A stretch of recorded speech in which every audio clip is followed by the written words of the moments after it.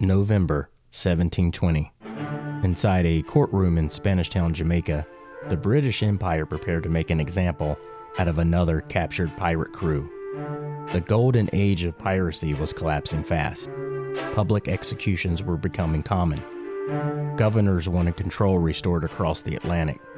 And the days when pirates could move freely between Nassau, Port Royal, the Carolinas, and the Caribbean were coming to an end. One by one, the great pirate names were disappearing. Blackbeard had already been killed off the coast of North Carolina.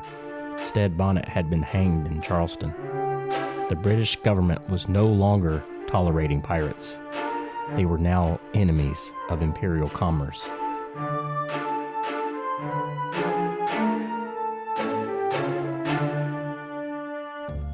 And standing before the court was a woman named Anne Bonny.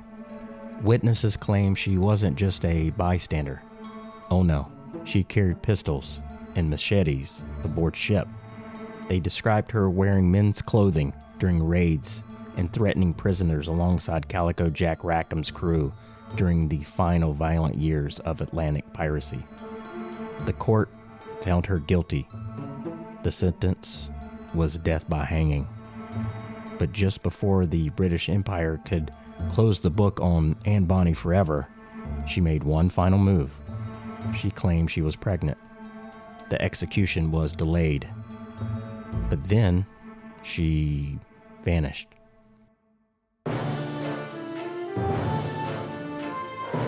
No confirmed execution, no grave, no definitive ending. And over 300 years later, historians, treasure hunters, and storytellers are still trying to answer the same question: what really happened to Anne Bonny?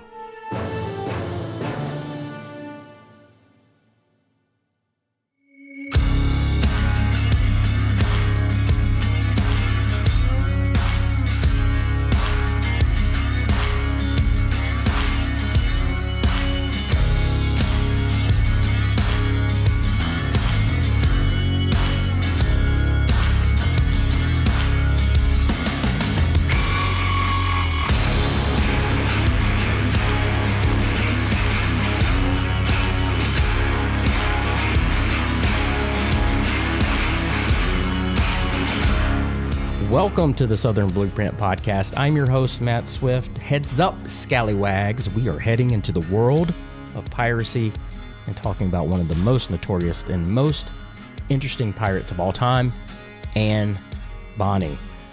But before we get to the show, if you enjoy what we're doing here on the Southern Blueprint Podcast, here are some ways to support the show. First, make sure you're subscribed and following along wherever you listen to your podcast. If you could give us a rating, review, and share it, all of that really does help people discover the show. And if you want to really support the show directly, you can check us out on Patreon. It's called the Hidden Pine Lodge. It's part of the whole Southern Blueprint ecosystem. That's where we post bonus content, companion posts, behind-the-scenes material, extra research. We have book discussions. We have travel ideas. You get access to our Discord. There's a lot more going on there. We have a book club. We have a bird club. No, we're not all 80 years old. Just doing some really fun stuff. But yeah, when you sign up for Patreon, it gives you access to all of those things. It gets you access to Discord and just a bunch of like-minded people chatting about all types of fun stuff like hiking, fly fishing, bourbon, cigars, gardening. Yeah, book club, bird club. So yeah. But now, let's head back to the early 18th century, back to the dying days of piracy and the legend of Anne Bonny.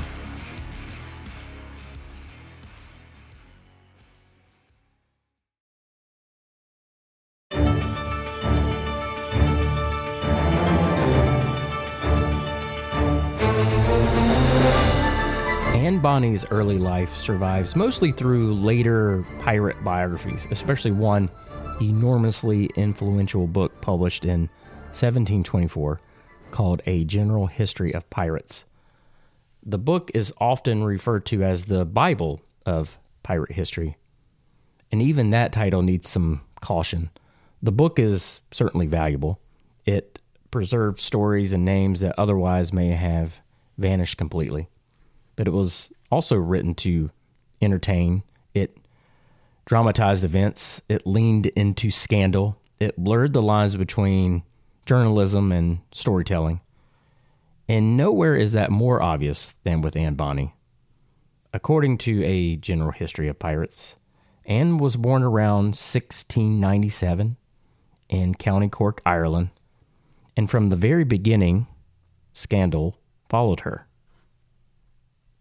The story claims Anne was the illegitimate daughter of lawyer William Cormac and a servant woman named Mary Brennan. William's wife had become ill and was moved to his mother's home a few miles away to be cared for. While his wife was away for 4 months, William began an affair with Mary Brennan, the servant. In 18th century society, that kind of relationship carried enormous social consequences. Respectability mattered, reputation mattered, family standing mattered, and an affair between a wealthy lawyer and a servant threatened all of that.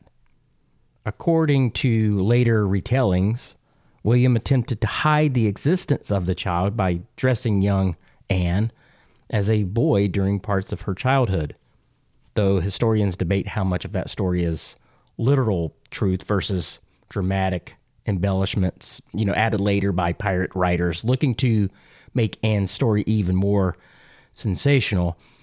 And if you kind of think about it, it's a illegitimate kid. It doesn't matter if it's a boy or a girl. And I think it seems like maybe Anne being dressed as a boy was added later because we know that, or supposedly know, that Anne later as a pirate also dressed like a boy or a man. And again, we're relying on secondhand stories and a book that kind of leaned toward this whole sensationalized documenting of pirates. But whether every detail is accurate or not, the broader picture is what's important.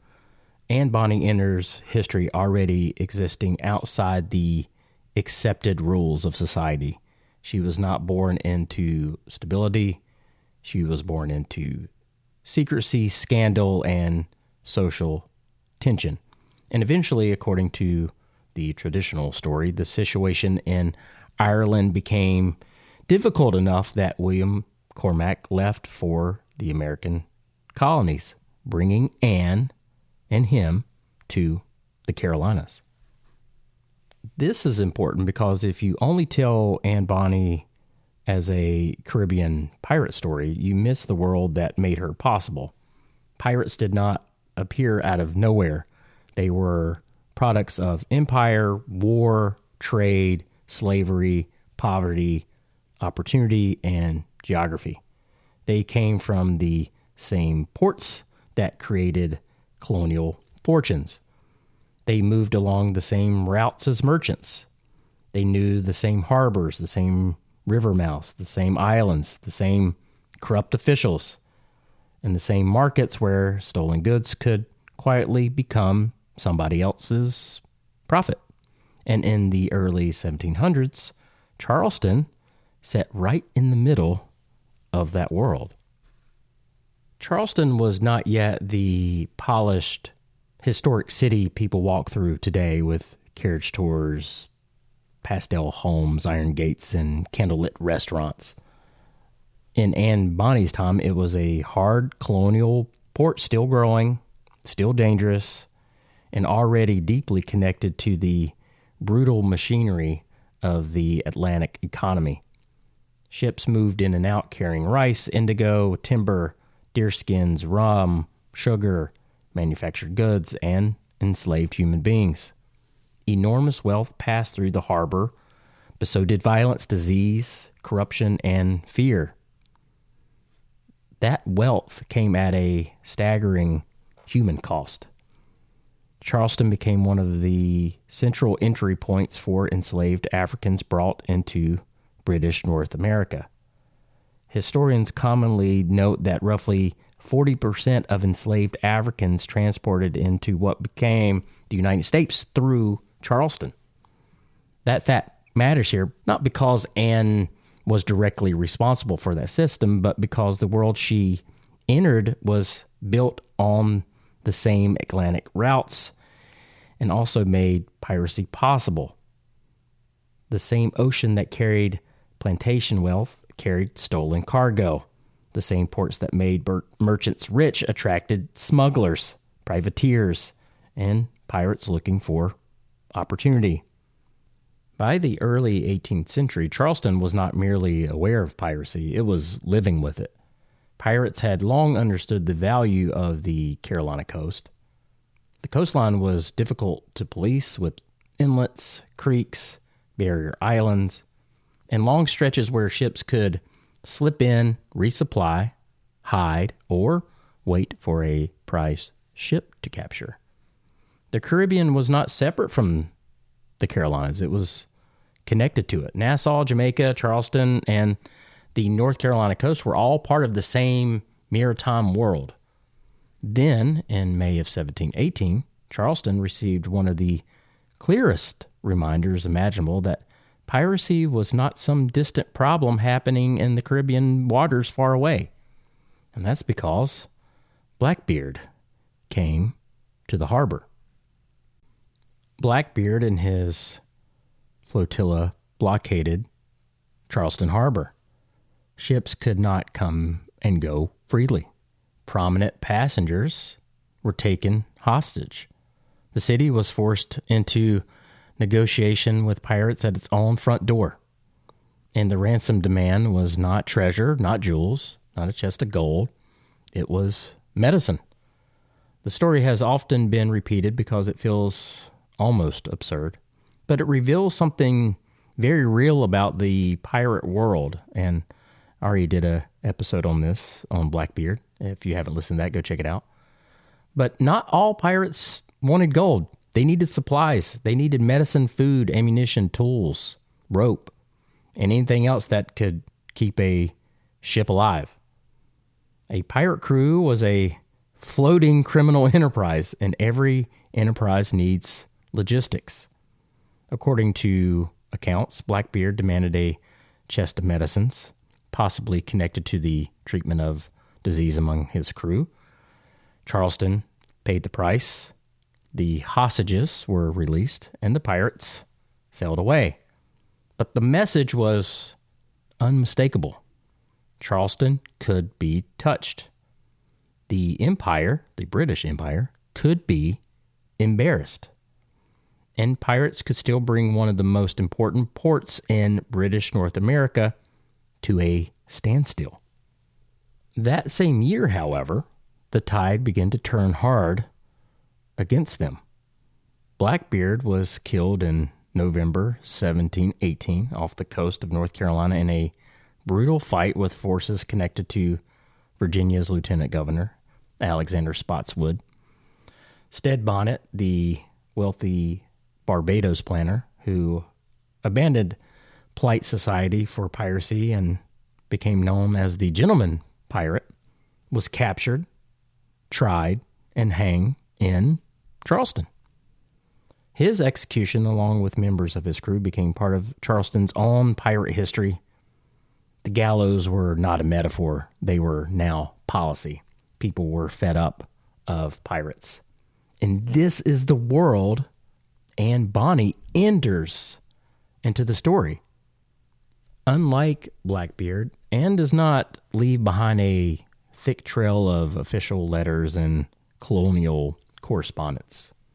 Unlike major male pirate captains, she does not appear again and again in reports from governors and naval officers across several years. Her documented pirate career is actually really, really short. Her confirmed window of activity is narrow, yet the legend around her is enormous. 1718 is also the year she marries a sailor, James Bonny. She was drawn to sailors and pirates and didn't shy away from mingling with a rougher crowd, Again, probably a product of her environment. It seems that Anne was attracted to the life of adventure, no doubt listening to stories in taverns, no doubt witnessing probably some hangings and hearing about Blackbeard or seeing him and all that's going on. And she wanted that life on the seas. According to accounts, Anne's father was furious about how she was acting and her getting married. Some versions say that he disowned her. Others say he cut her off financially. Either way, the marriage to James Bonny appears to mark the end of Anne Bonny's place inside a quote-unquote respectable Carolina society. And the marriage itself doesn't seem to have lasted long in any meaningful sense. Anne and James Bonny went to the Bahamas, likely Nassau, around the same period of time that they got married, which is 1718. And Nassau in 1718 was not a quiet place to start married life. It was a former pirate stronghold that Governor Woodes Rogers had been sent to bring under British control. Like I said, everybody's kind of getting tired of pirates. It had gotten out of hand, and the British Empire wanted to try to put a stop to it. So they sent Governor Woodes Rogers down to Nassau to get things sorted. And Rogers offered pardons to pirates who surrendered, while making it very, very clear, though, that those who kept being pirates or returned to piracy would be hunted and killed. According to later accounts, James Bonny, he attached himself to Governor Woodes and to his administration and kind of worked as an informant against pirates. That would have placed him directly on the side of law and order. At the very moment, Anne was becoming fascinated by the pirating world around her.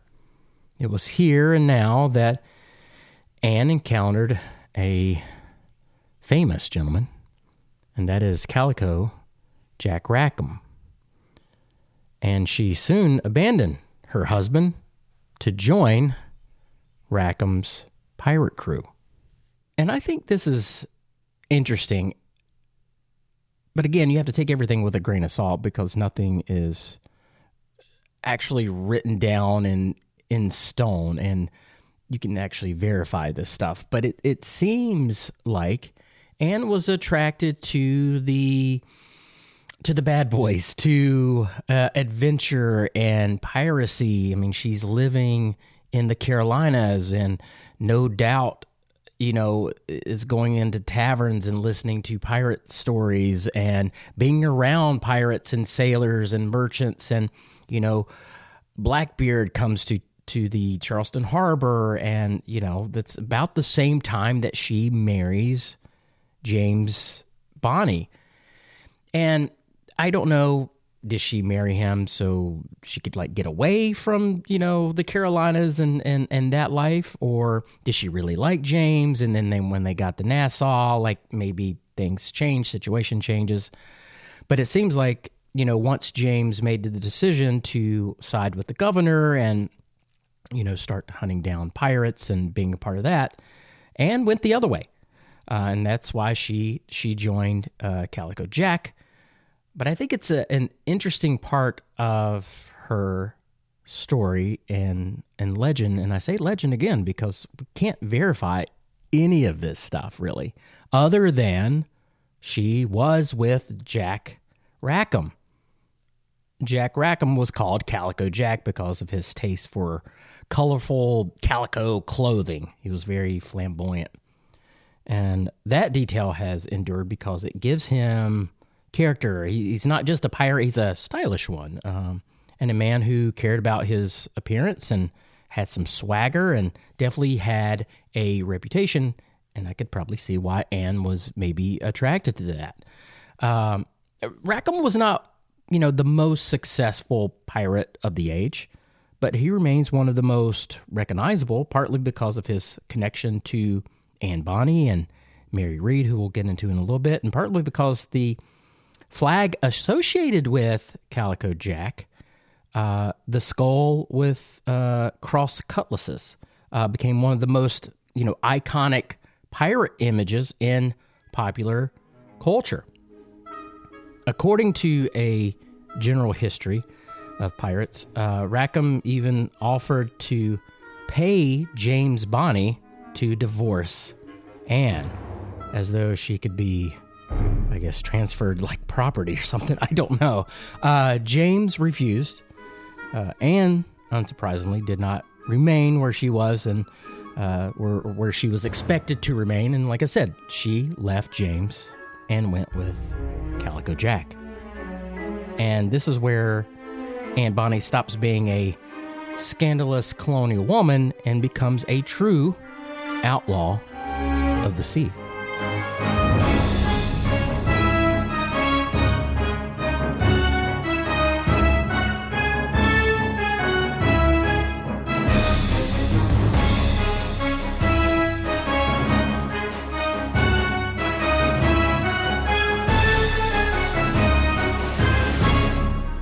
The version of Anne that survives in history is not a woman quietly standing behind a pirate captain. The version that survives is one who is armed, defiant, and actively involved. She's not remembered because she loved a pirate. She is remembered because witnesses even later testified that she behaved like one. While Anne Bonny and Calico Jack Rackham were operating in the Caribbean, they encountered Mary Read. Now, there's different versions of how they met Mary, but there's one that they came upon her after attacking a ship that she was aboard of. Either way, whatever version you want to go with or believe, they met Mary. There's a version where Mary Read was disguised as a man when she joined the crew. Anne Bonny is said to have noticed this young fellow and became attracted to him. Eventually, Anne discovered that the attractive sailor was not a man at all, but it was Mary Read. Some versions say Anne revealed her own sex to Mary, and Mary revealed hers in return. Other versions suggest Calico Jack became jealous, thinking Anne had taken a male lover aboard his own ship, until the truth was revealed to him as well.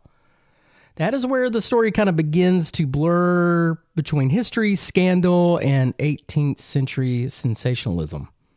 Were Anne Bonny and Mary Read lovers? A general history of pirates has, it was written to sell stories. Anne and Mary were sensational figures precisely because they violated expectations. They supposedly wore men's clothing. They carried weapons. They fought aboard a pirate ship. Adding sexual mystery around them made the story even more marketable to 18th century readers. So while the idea that Anne and Mary were lovers is not absurd, it also cannot be stated as a documented fact.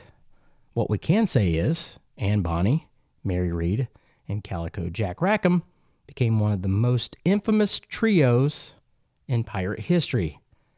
Whether their relationship was romantic, sexual, strategic, or simply forged by danger, they were tied together aboard a pirate vessel at the exact moment piracy was being hunted down across the Atlantic. By August of 1720, Calico Jack, Anne Bonny, and Mary Read and a small crew stole a sloop called the William from Nassau. The theft of the William matters because it gives the story a hard point of movement. We are no longer in the fog of early biography or hearsay or maybe sensationalism. We are now entering the documented piracy campaign that leads directly to the trial in Jamaica. the crew was not enormous. This was not a floating empire. Jack Rackham was not commanding a massive warship packed with hundreds of men and mountains of treasure. His operation was smaller, faster, and more kind of desperate in a way, which actually makes it more historically interesting to me. By 1720, the Great Pirate era was closing. It was coming to an end. The men and women still choosing piracy were operating under increasing pressure. I mentioned before, pardons were being offered. Pirate hunters were active. The risks were big and obvious and ominous. Over the next week, Calico Jack Rackham's crew attacked small vessels in the Caribbean, especially around Jamaica. They took fishing boats, trading craft, and smaller merchant vessels. This was the practical piracy of the late Golden Age. Seize a vessel, strip it for what was useful, take money or cargo if available, recruit, intimidate, move quickly, avoid major naval confrontation, and keep going. This is also where Anne Bonny and Mary Read became historically real in a much firmer way. Governor Woodes Rogers issued a proclamation calling for the capture of Calico Jack Rackham and his crew, which Anne Bonny and Mary Read were actually named. That is important because it complicates the popular idea that the women were completely disguised and unknown. There's these versions of, they were dressed as men and everything like that. But Anne Bonny and Mary Read were named in this proclamation. Whatever clothes they wore and whatever roles they played, authorities knew women were aboard and considered them part of the pirate crew. Then there was a lady named Dorothy Thomas. Dorothy Thomas is one of the most important people in the Anne Bonny story because she gives us witness testimony rather than hearsay or legend. She was a victim of Rackham's crew and later testified against Anne and Mary. According to summaries of the trial record, Dorothy Thomas described the women as wearing men's jackets and long trousers with handkerchiefs tied around their heads. She said they carried machetes and pistols and cursed and swore at the men, urging violence. She also said they wanted to kill her because she could identify them later, and wanted to kill Dorothy Thomas. And that detail is chilling because it cuts through kind of like this romance and this notion that, Anne Bonny is this folklore hero and everything like that. Anne Bonny was not merely colorful, she was dangerous. She wanted to kill this potential witness. But reportedly, Calico Jack let Dorothy Thomas live, which I guess was kind of a mistake because Dorothy Thomas later testified against all of them. And that testimony helped condemn the whole crew to death. And it's this part of the story that we shouldn't soften too much. Modern audiences, including myself, we often want to turn pirates into charming rebels. And Anne Bonny especially gets reshaped into a kind of swashbuckling feminist hero. And there's some truth in that, I suppose. And there's some truth in seeing her as defiant. She absolutely defied the roles expected of women in her world. But defiance and brutality can live in the same person. Anne Bonny may have been extraordinary, but she was still part of a very violent criminal enterprise. She was a woman who stepped into one of the most dangerous male worlds of her era, and appears from the testimony that we have, she did so willingly and very aggressively.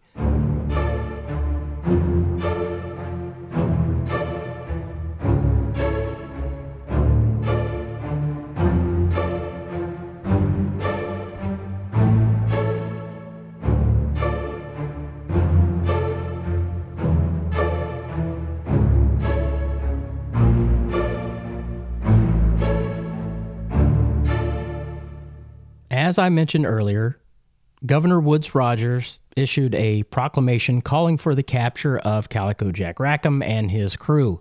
Soon, pirate hunters were after them. One of the men who closed in on Rackham and his crew was Captain Jonathan Barnett, a privateer operating under the authority from the governor in Jamaica. And in October of 1720, he found them near the western end of Jamaica, often placed around the Negril or Negril Point area. The way the captured is remembered has become one of the most famous scenes in Anne Bonny's story. According to accounts, Rackham's crew was anchored and had been drinking heavily.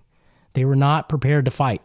When Barnett's vessel approached and the threat became clear, many of the men repeatedly retreated below deck instead of standing their ground and fighting.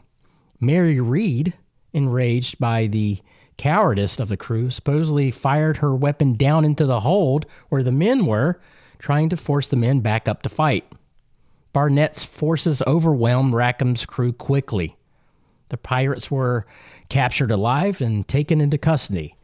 The stolen sloop, the drinking, the raids, the bravado, all of that had came to an abrupt end off Jamaica. From there, they were transported to Spanish Town to face trial. The men were tried first. Calico Jack Rackham was tried on November 16th, and he was quickly found guilty. His execution at Port Royal was carried out 2 days later on November 18th.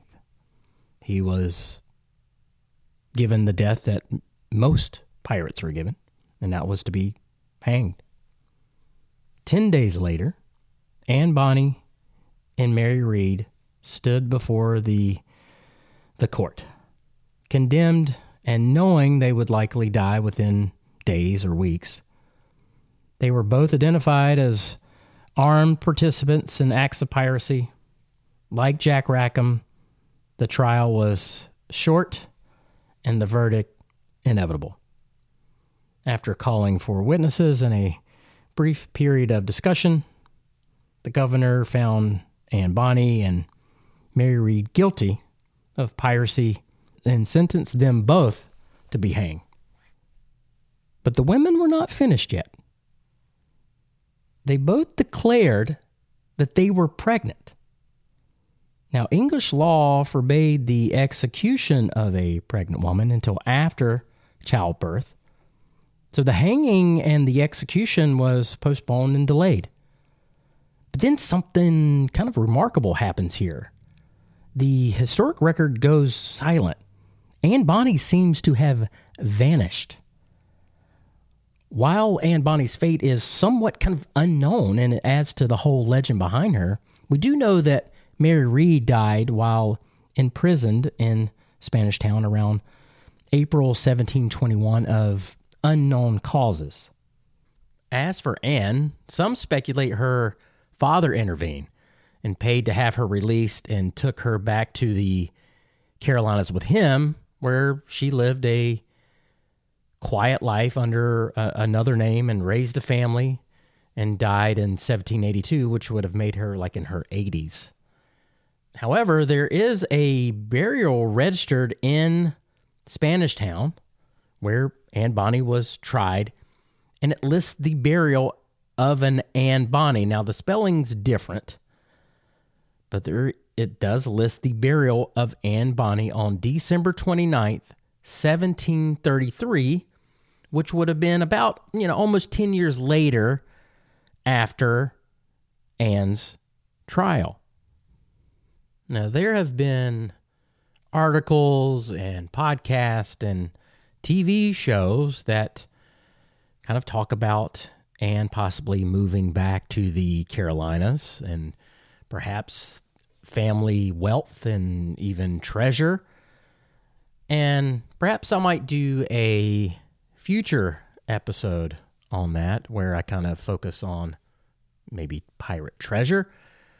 But again, this is kind of the fun part about Anne Bonny, as there is no really definitive proof. Some would say that the burial listing kind of proves that she died. I mean, it is in the same town, but I wonder what could have happened. Could it have been she had she was pregnant, maybe she had the kid, and maybe they kind of gave her a pardon or just postponed things. I'm not really, or gave her probation or whatever the case is.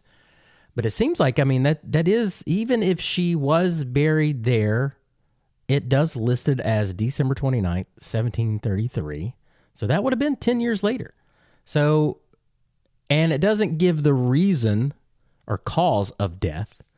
And I wouldn't imagine that they would hang her 10 years later. So maybe there's something to her, maybe escaping the hangman's noose and not getting a traditional pirate's death.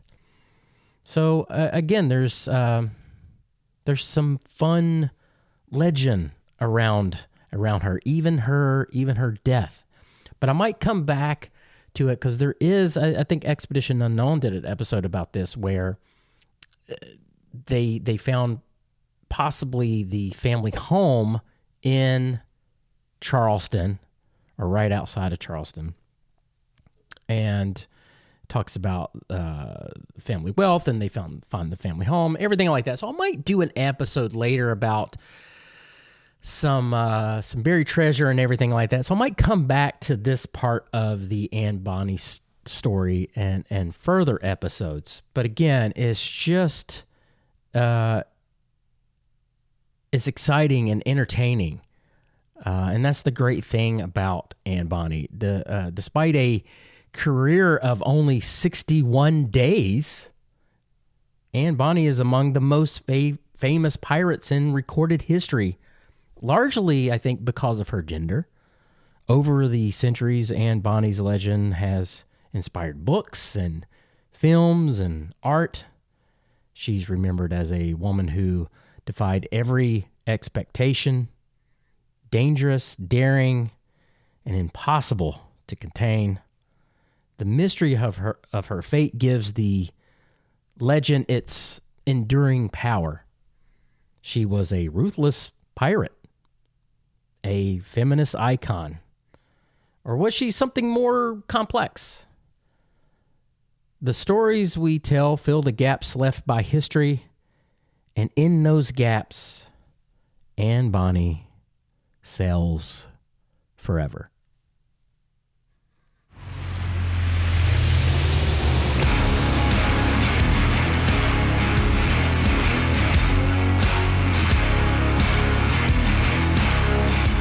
Thank you so much for joining me on the Southern Blueprint Podcast as we explored the life and legend of Anne Bonny. This is a shorter episode. Again, I didn't want to go into too much hearsay. I wanted to kind of just give an overview of her life, of what we maybe kind of know and what we absolutely know. Do yourself a favor, though.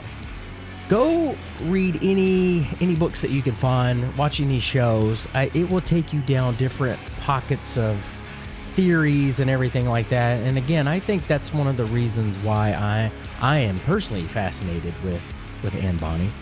And I didn't want to make the episode too long and again go down all these different theories and everything like that. I want you, the listener, to go and research that and find out some additional things that I didn't put in the podcast.